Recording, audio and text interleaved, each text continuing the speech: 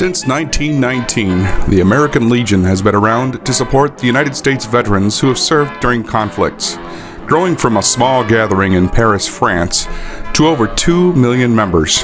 The Legion has been an American fixture representing the interest of veterans for almost a century. In Wooddale, Illinois, the Robert D. Clark American Legion Post 1205 has been a fixture in their community for 20 years. The path to where they are now from where they were was a rough one. And Wooddale was they were very receptive to having veterans organizations in the town, so we decided to move to Wooddale. The problem became location. So we had another individual who's passed away, whose name was Kim Bergman, and myself and a couple of other guys. We said, let's look for some real estate. So we started shopping around for real estate. Kim had found the building. He says, come and take a look at this. And we went down Edgewood over there and saw the building. And that particular building was a machine shop. And we looked at the building structurally, and we says, boy, this is really a nice building. Maybe we can go ahead and have an opportunity to go ahead and buy the building. Another past commander, Mike Personette, was very involved in it as well. And we basically said, well, we need to take a look inside. And we looked inside, and there was like one small bathroom, like a small little lunchroom up in front, and everything else had a big air compressor in there and a lot of welding receptacles and stuff, because like I said, it was a machine shop with an overhead garage door on the back side.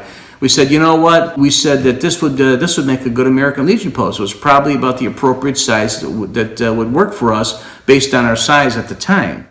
We came here, and Paulie's invitation, and it was just wasn't completed. I was one of the ones that helped put the original carpet in.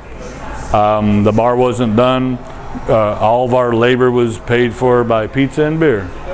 So we pretty much built the place on pizza and beer.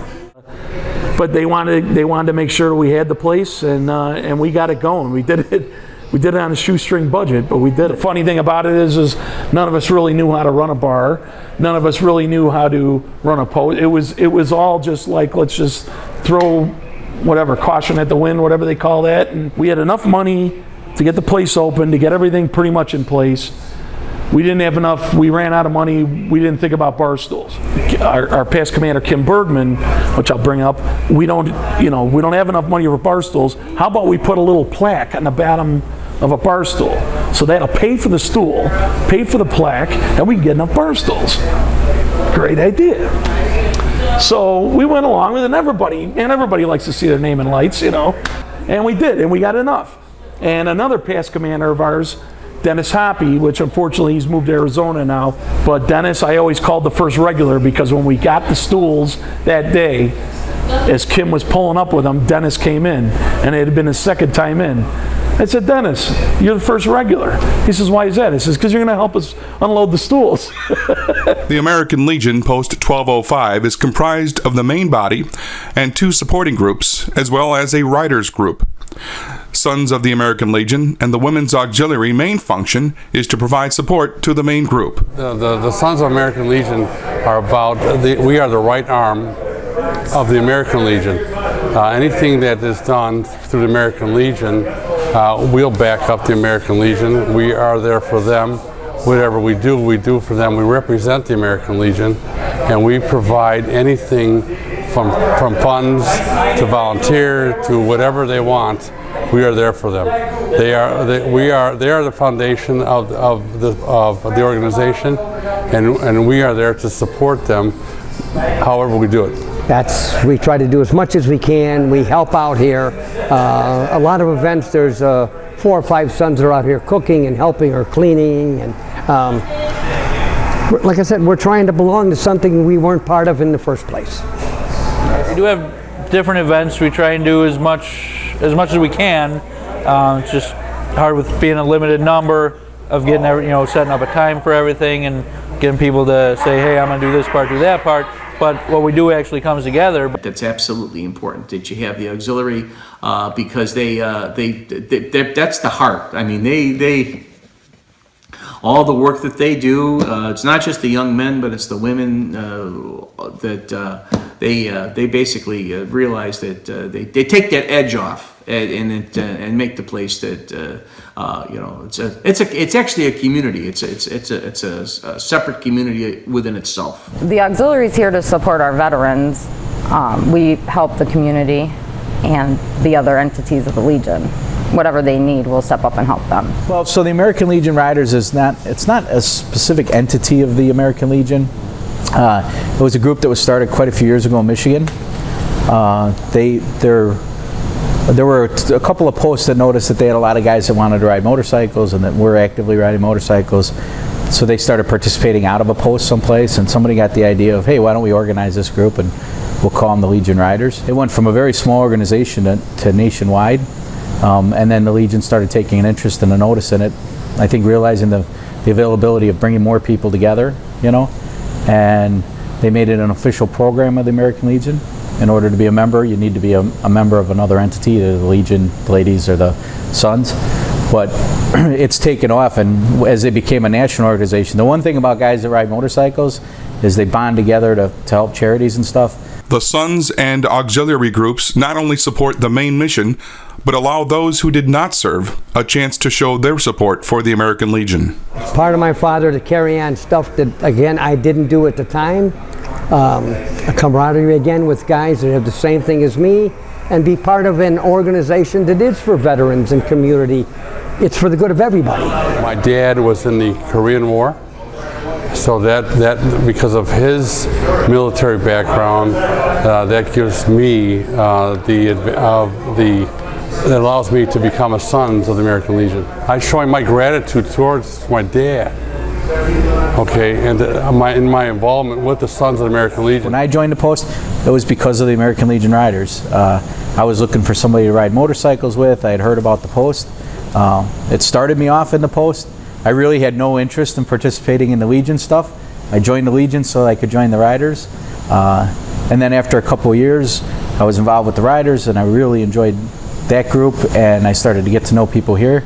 And that's what really brought me into the Legion. So I can honestly say if it was just the Legion, I probably would have never joined. Here to honor my dad, mainly my dad. My grandpa was in also, but my dad was drafted in '71 for the Army. Actually got a tattoo recently to honor him.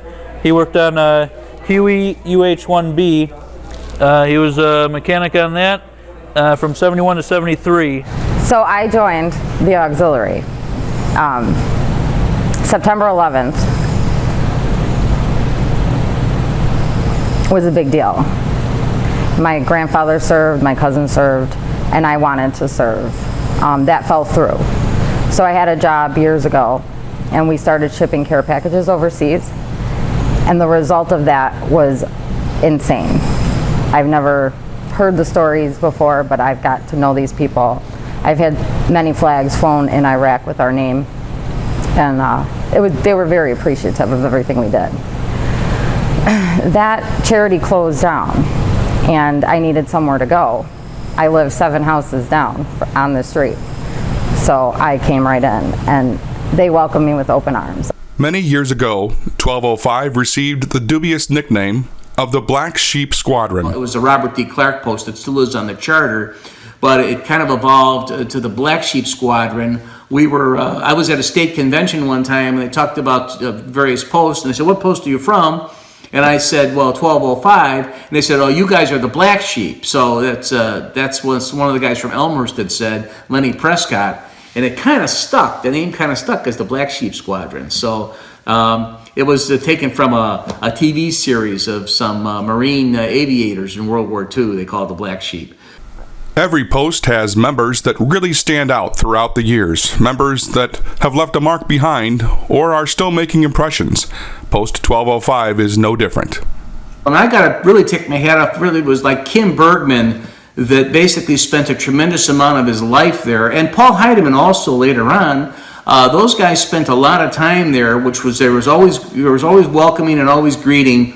Kim Bergman, because Kim was very, very instrumental. He was one of my best friends, and he was one of the instrumental guys in starting this place as well as keeping it going. Kim, unfortunately, Kim died 54, 55, something like that.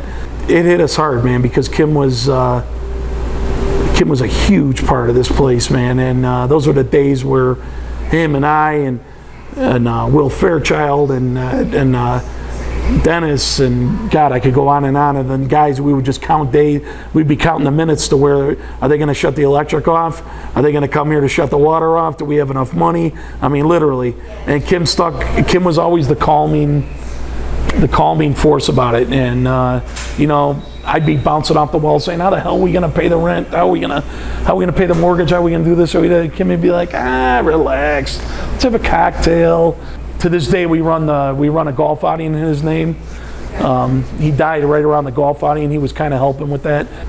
So we run the Bergman Memorial, and the bunker is named after him, the Bergman's Bunker.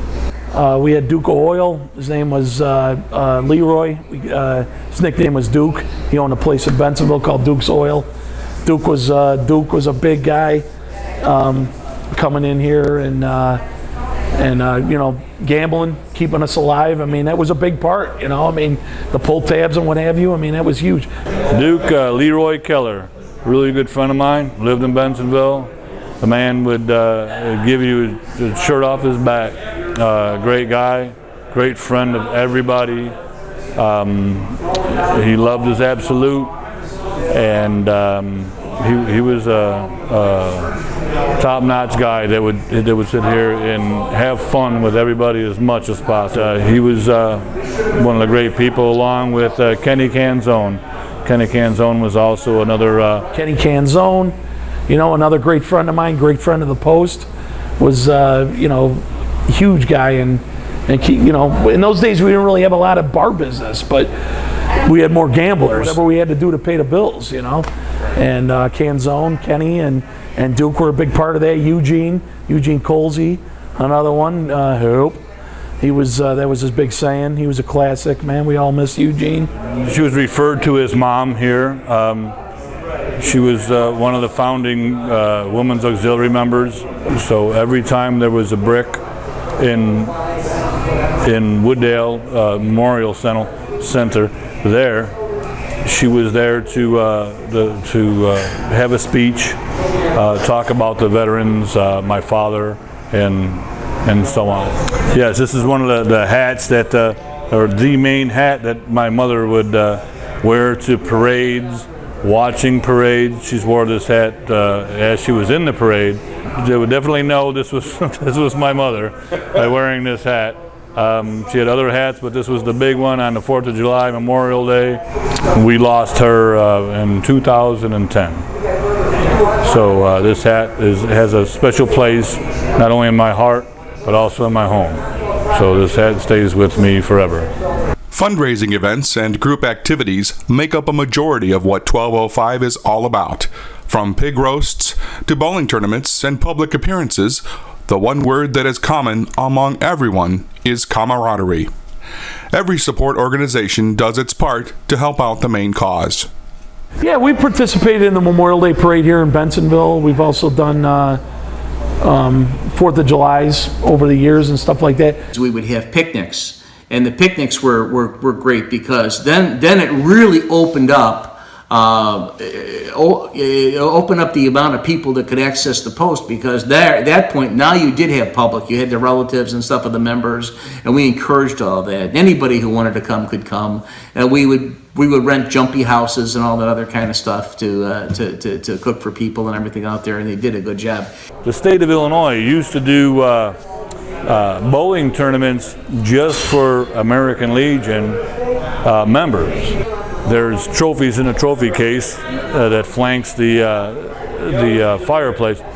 We also did a fish fry. The fish fry was Mark Rose. He went out and caught all kinds of fish. Doesn't eat fish, but he catches fish. And we must have, it seemed like hundreds of fish we would fillet, and we packed the place. We packed the place in.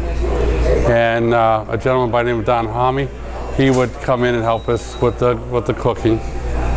And by the time I had fish trying to come in the back door, people would be taking the fish out of my hands. And so I figured out by going around the other way to the front door, because people were standing here waiting for me to get through that back door.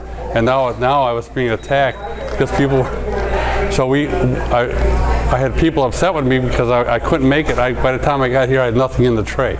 We had Sundays, we had NASCAR here. We had Jack Kinnaman and myself. We did a lot of stuff with NASCAR. We had a simulator while the race was going on. We used to have a post-family picnic. Post-family picnic was in August. That took a lot of people. Volunteers, a lot of time. We moved the entire kitchen and cooking utensils over to Franzen Field next to the junior high school. And with that, we had a guy named Bud Mike. Bud Mike brought in this beer truck, and we had beer with the beer tappers. We brought in the grills. We brought the grills out. Dougie Kavaffel, he was our lead guy. He was our grilling man. He was the cook. There was a pig roast that we used to have a Memorial Day weekend. Was huge for the pig roast. We did a lot of that. We did that for a long time. A gentleman by the name of Tommy Vavra. Tommy Vavra showed us how to cook a pig. And there was a gentleman by the name of Duke. Duke, he showed us how to drink on the way to pick up the pig and get the pig back home safely. Duke was a good guy. He was a good guy, bless his soul. So every year in Bensonville, the auxiliary gets a tree, and the Legion then gets a table set up at a Christmas event where we're in the middle of the town. We pass out hundreds and thousands of hot dogs, and they're gone and within hours. So we also have a kids' Christmas party every year. It's our members' kids, grandkids, cousins, whoever. And we raise money for them throughout the year so that all our volunteers that aren't with them throughout the year are spending their volunteer hours here rather than with them.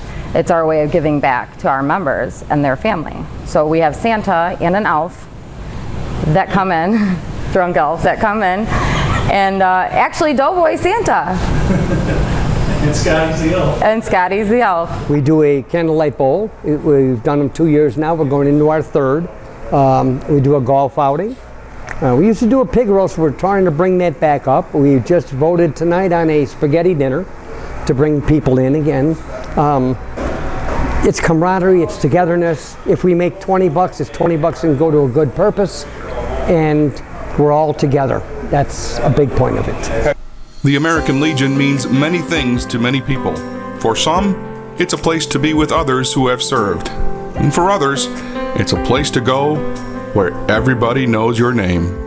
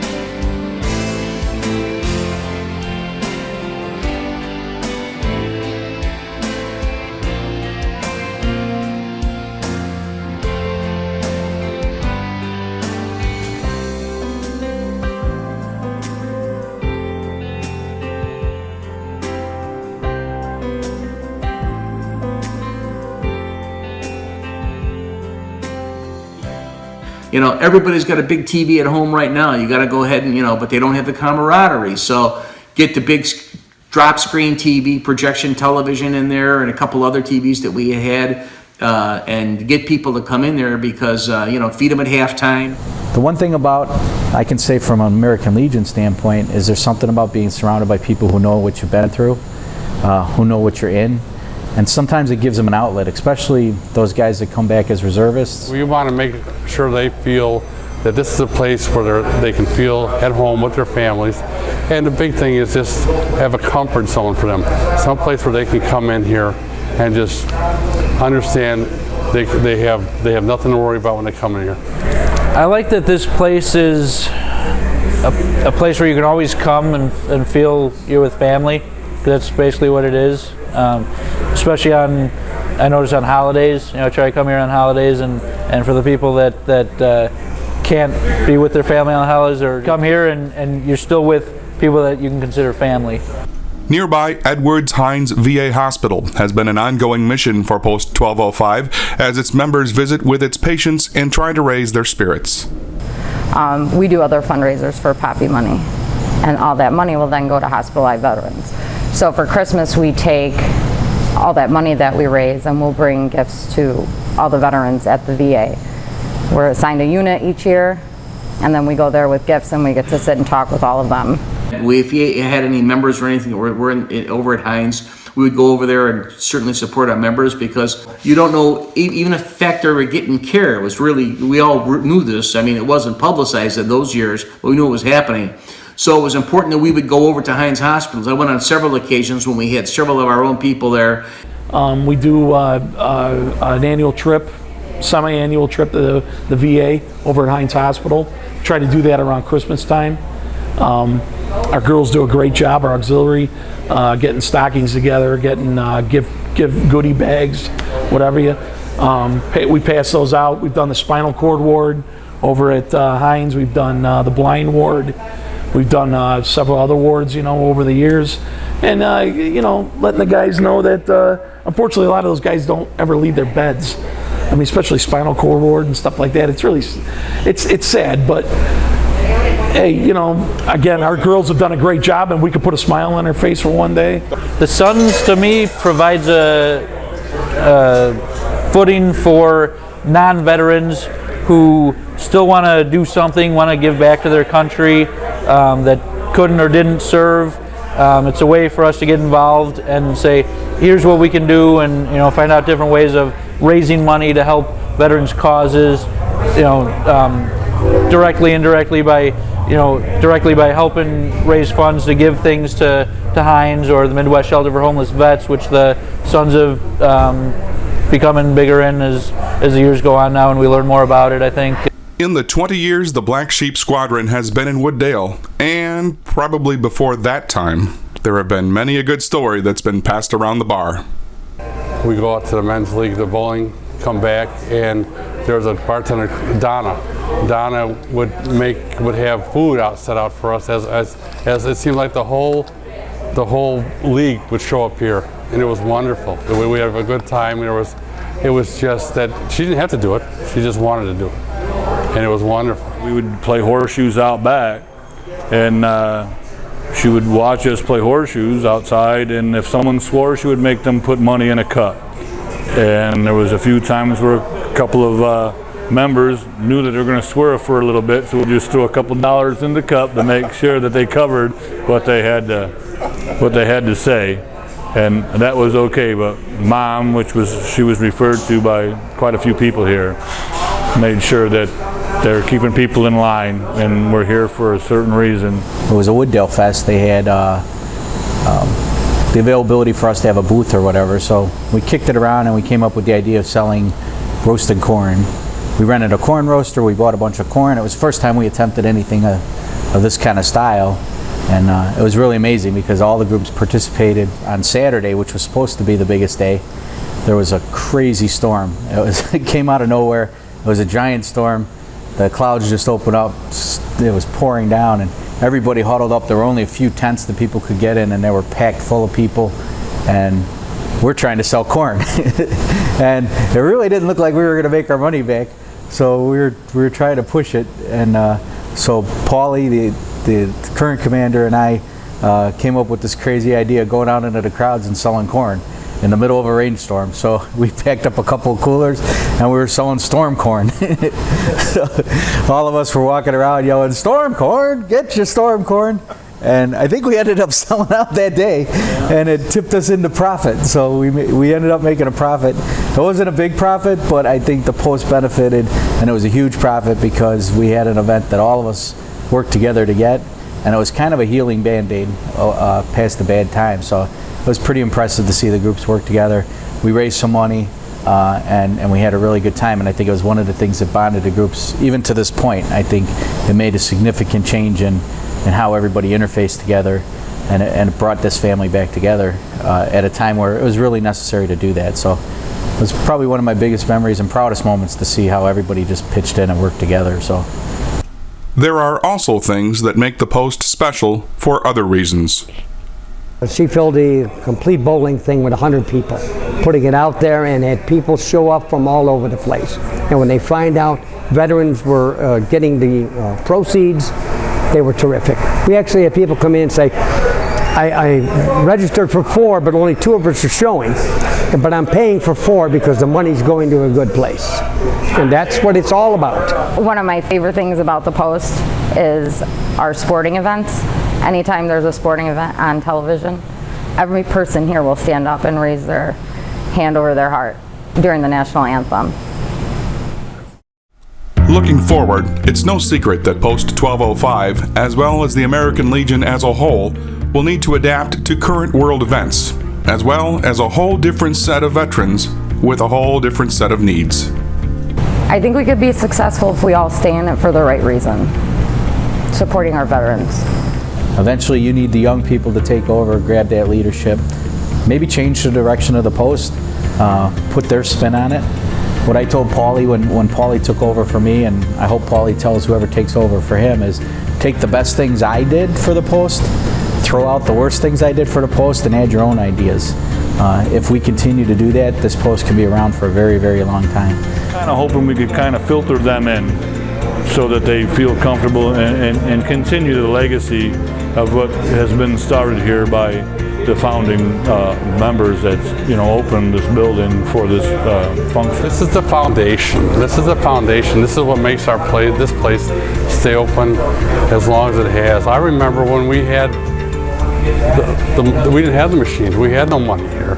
The sons were any money that we brought in, we were giving it to this place. It didn't matter to us. The time we spent meant something to give to somebody, to make sure that our military personnel understood that we are for them. My wife and her name is Pam, and she and I, we're teams, and she's as devoted as I am. My wife has been my rock for me. I was glad when I found out that, hey, I can still be a part of it, even though I didn't wear the uniform. It's that perception. It's the perception of, hey, it's just an old guy, a bunch of old guys sitting around a bar drinking. Well, no, it's so much more than that. We've always had not a large contingent. I don't think any post in the country's had a large contingent, but we are a very young post. We always have been, and it's been nice because you can relate with a lot of them. Those are going to be great days. I'm looking forward to it. You got to get the young guys. They got to get the Iraqi guys. They got to get the Afghan guys to join. And you have to be able to be flexible, not set in your ways, to adapt if you want to survive. We don't make money. We put on benefits and stuff. We donate money. We try to help the community. We try to help everybody. Veterans, local people, and that's what they have to see, that something like the American Legion is, again, bigger than all of us. You can't do enough for the people that have put their life on the line.